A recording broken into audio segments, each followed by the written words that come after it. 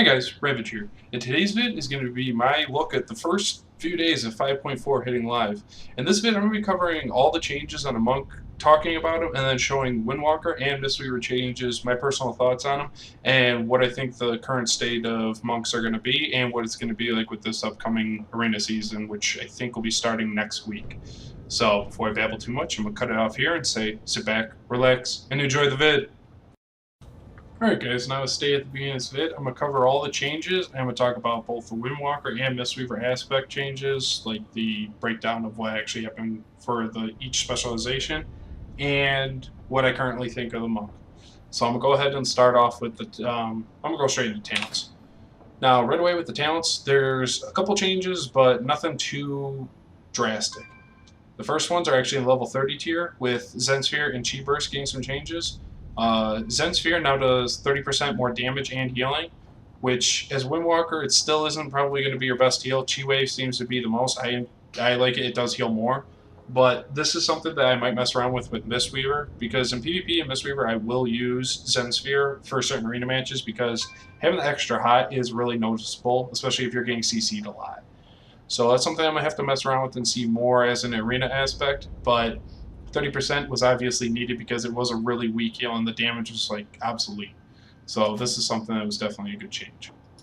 The next one is Chi Burst. Chi Burst, it used to be whoever I was targeting, it was where it would go after I cast the spell. But now, see, like look, right now, I normally could cast facing this way and my Chi Burst would go towards Skull, but now it will go wherever I point. So it'll just go straight ahead of wherever I'm at. This is a change that most people don't really know or talk about that much because it's not a huge thing, but I am noticing this for Mistweaver as in PvE healing.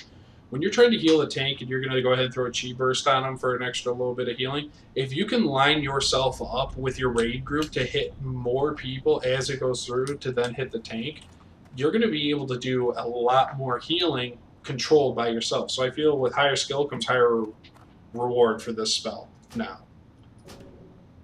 So that was the Chi Wave change. The next one we'll talk about is the Power Strikes. Or actually, I'll talk about I'll talk about Power Strikes first.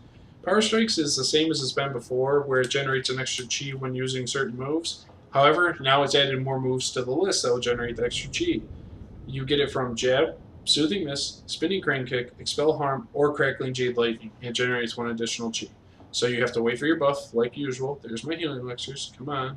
Where's my Power Strikes? There it is. So now if I go up, I'm going to hit it once. Boom. I got 3 Chi for a Fist of Fury right there, right away.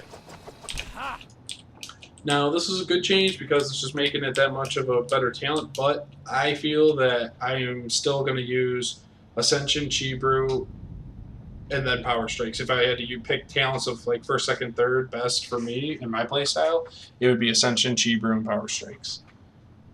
Next one I'm going to talk about is Chiru Brew. Chiru Brew was redesigned altogether. Now, when you have Chiru Brew, it's 45-second recharge, and it holds 2 charges. But what it does now is it instantly restores 2 Chi and generates 2 stacks of Tiger Eye Brew, maximum of 2 charges. So this will give you more Chi and more Tiger Eye Brew stacks faster. Now, most people might say, oh, well, this could be used for a heavier burst setting, which that's absolutely true. If you can get up to, say, 6 stacks of Tiger Eye Brew, I can instantly pop that spell twice, and I will have 10 stacks of Tiger Eye Brew. It's generating 4 stacks of Tiger Eye Brew on your own is not necessarily fast, but if you have your procs from your mastery change, then you're going to be able to get it a little quicker. So it's kind of RNG based right now, and I feel with arena testing, you'll be able to know which one. So say right now I wanted to do some crazy amount of damage. I'm going to go ahead and go pop it twice, and I just got 10 stacks of it instantly. So 60% more damage. And that's definitely something not to be overlooked. So I feel as in burst potential, you could really set something up really good here. The ideal point to when to use that would be necessarily 6 stacks of Tiger Eye Brew, and then when you have 0 Chi, because you're going to gain 4 Chi as well. So it'd be kind of defeat the purpose of me doing it the other way. So I've got that like that. What I'm actually going to do is wait for the 2 stacks to recharge. And what I'm going to do is pop both stacks, use Tiger Eye Brew, Rising Sun Kick, Jab, Fist of Fury. And that'll be the most quick burst damage potential in a sense. Not ready yet.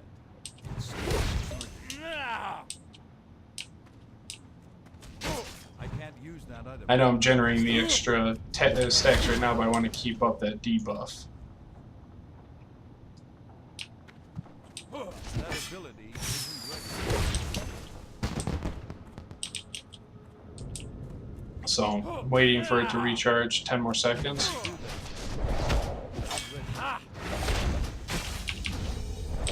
But it definitely has the highest potential damage output. For burst, I should say, at least. So there, I have my 2 stacks. So now, like I said before, I'm going to go ahead and use the 2 Chiru Brew to get 4 more stacks of Tiger Eye Brew. Then I'm a Rising Sun Kick, then straight into a Fist of Fury. Well, Jab then Fist of Fury, I should say. Okay. So. Not ready. I can't cast that yet. Now right there with those like 2 spells linked up like that, it's just going to do a lot of damage. So I feel with burst potential, and the more you practice with it, the better you're going to get with it. So this is definitely something you're going to mess around with and see what you like most.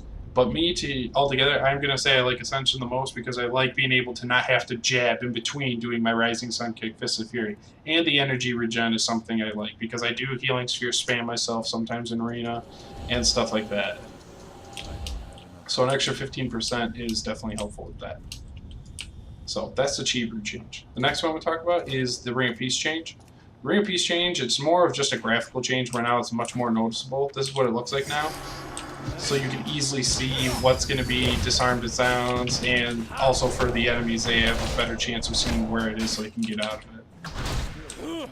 Now this is just like a simple change that was to help it, and it's supposedly much more accurate as what you see is what's the range on it, not like, oh, I wasn't even close to that, and yet you get disarmed or silenced.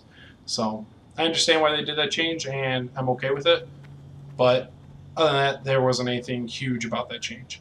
The next one is the Healing Elixirs change, where Healing Elixirs, now it won't consume your Healing Elixirs buff when you use your brew at full health. See, if I used it right there, it didn't use the buff. This is just good, smart change, so you don't waste the actual heal. You have to, like, you can actually have it where it works out better for you like that. So, that's a change I do like. Simple, but definitely something I will be appreciating. Because I do use that heal buff a lot. If you pay attention and use that buff accordingly, it could save your life. The next one I'm going to talk about is the Invoke Zoom the White Tiger change. Or actually, no, since that's a longer cooldown, I'll show the Rushing Jade Wind first. Rushing Jade Wind, now when you get this spell, will completely replace your Spinning Crane Kick. And it's a 6-second cooldown, 40 energy, and it summons a Whirling Tornado around you, which deals 8,800 to 13,500 damage. Every second, within 8 yards, generates 1 chi if it hits at least 3 targets, lasts 6 seconds. Now, what this looks like is this. Just this green, like, tornado that's just on you at all times.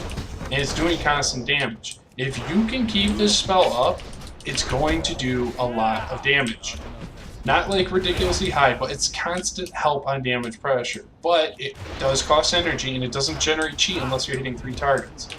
For BGs and what I've been playing with so far, I really enjoy this spell because if you run in and hit 3 people, it's a free chi every single time, and it's doing all that damage. So I'm enjoying using Rushing Jade Wind, but as an arena setting, I'm not going to know until I get to test it out next week when arenas are open. So I do enjoy Rushing Jade Wind. If you haven't tried it, go ahead and use it. It's a lot of fun, and I definitely am liking the new change to it. The last talent I'll be talking about is Invoke Zoom the White Tiger, the change to that. And Zoom before used to just be he would hit whoever you're hitting, but he kind of was off in his own world doing what he wants sometimes. Now, when you pop Zoom, you get a pet action bar, which is awesome. Say I'm like, oh, I'm on Skull, and then I'm like, no, switch to X. I can hit Control 1, and my pet comes flying over, and he's going to help me hit that one. And then say your healer brain farted, and cyclone this target, and you go, no, no, no, back to skull, back to skull. There he goes again. And then say not even that, you want to hit the third partner, which let's just go to this guy over here. And I hit control win again. Here he comes. So with pet control, you can really make a difference when using your Zoom the White Tiger now. So I think in arena setting, he might still be the best to go, but until I get to test out Crackling, or not Crackling Jade Lightning, Rushing Jade Wind, I can't give a final verdict on that. So that is all the talent changes. The next change we're going to be talking about is the actual mastery change for Windwalker Monks and what this means for us. First thing is, now, for us to gain a stack of Tiger Eye Brew, we have to use 4 chi compared to 3 before, which is noticeable. You don't generate chi as often. However, with the mastery change, it does help and soften the blow. Now, your mastery is changed completely. When you generate Tiger Eye Brew charges, you have whatever your mastery amount is, so it's 20% flat, plus I got 21.65% added from gear, will give an additional charge. What that means is, so when I use my 4 chi, I have a chance to gain 2 instead of 1.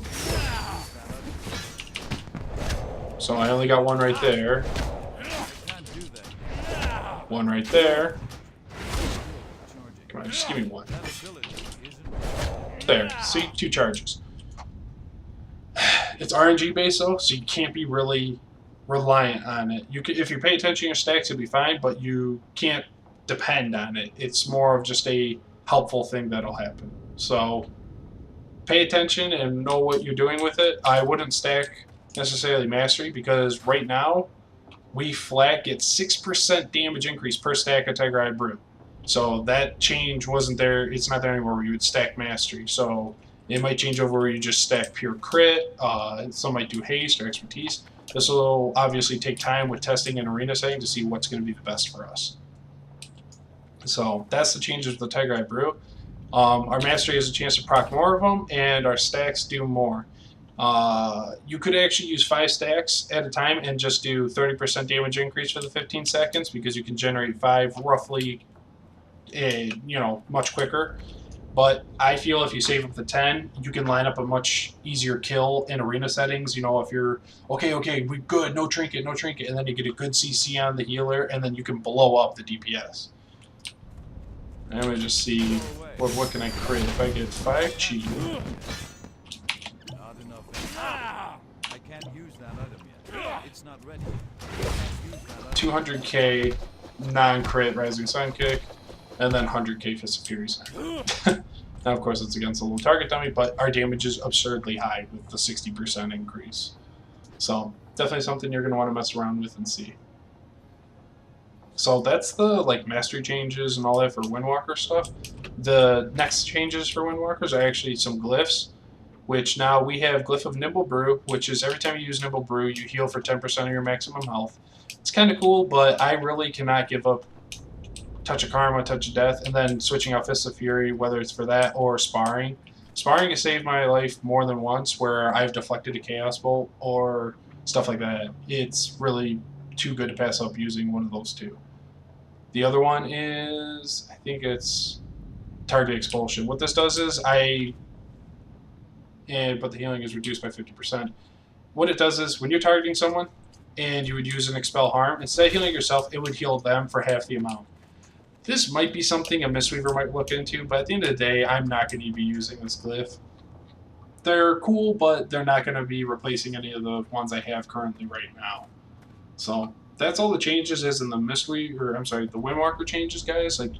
Everything all together. The talents were a bunch of little changes. The main thing is our mastery change, but everything is going to take practice. Use these new things, test out Rushing Jade Wind, test out the new Zone, see what you like, and go from there.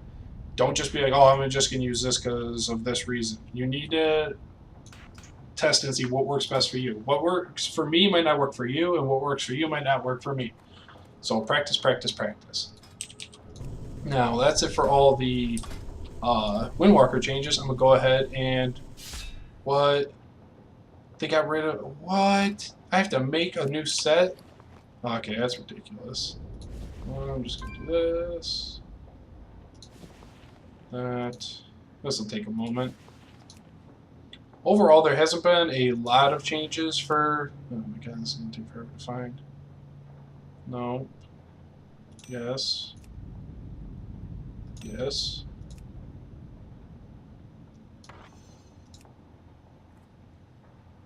I've never seen it show it like that. What? If I use a Gladiator's Medallion, I get an extra 2600 resilience? That's kind of BS for humans. But whatever, I get extra damage. Well, in this case, healing. No, not Malevolent. There you go. And where is my staff? And bracers. Chest piece. Cloak. Shoulders. Neck. Helm. Okay.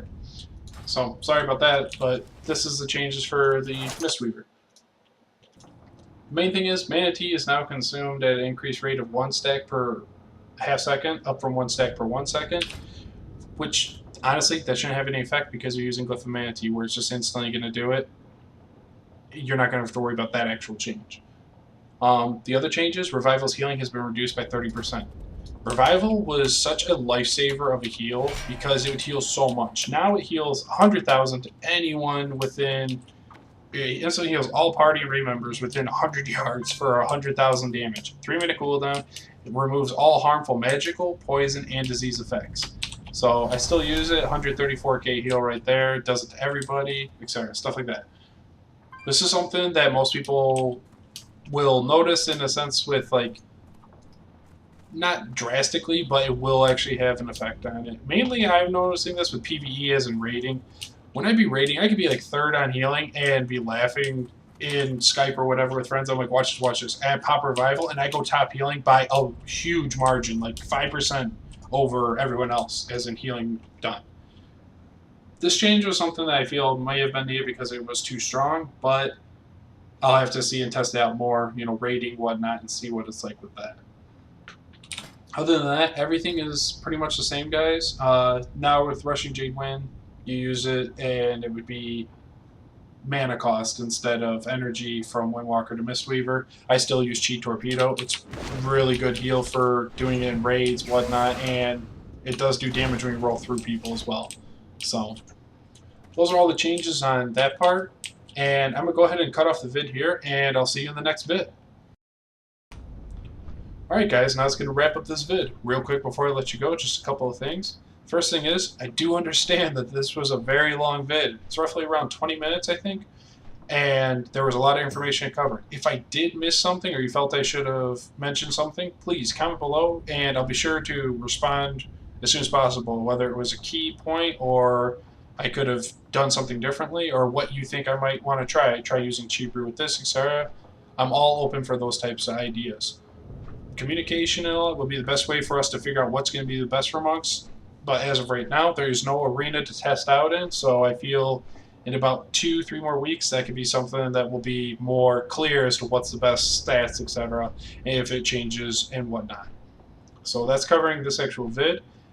Second thing is, I am streaming a lot more. I am streaming, trying to, if not every day, every other day, and the times shift. Mondays through Wednesdays, I have class early in the morning to late at night. But I stream at around 10 p.m. or 10:30 p.m. Eastern Time when I get off of class. Tuesday, Thursday, I do not have class, so I stream earlier in the day, and I stream roughly around like 6 to 8 hours, which will be your best chance of seeing me. I tried to start off playing WoW, but if stuff's not going there, I'll mix it with other games, but I do always bounce around to whatever the viewers are wanting to do also. So come on by, say hello, and then we can go from there. Also, follow the Twitter page. It will be the best way to keep up to date on everything Ravedge related. I post a tweet every time I'm about to go live, every time I'm going offline, and questions, whatnot. I will ask random things about 5.4 and what you guys think as the best way to communicate with me. So, covered the vid, streaming, and Twitter. Yep, that's going to wrap up everything. So, on that note, guys, if you did enjoy the video, please like, fave, and subscribe. I greatly appreciate it. And this is Ravedge saying thanks for watching, and hope to see you in the BGs.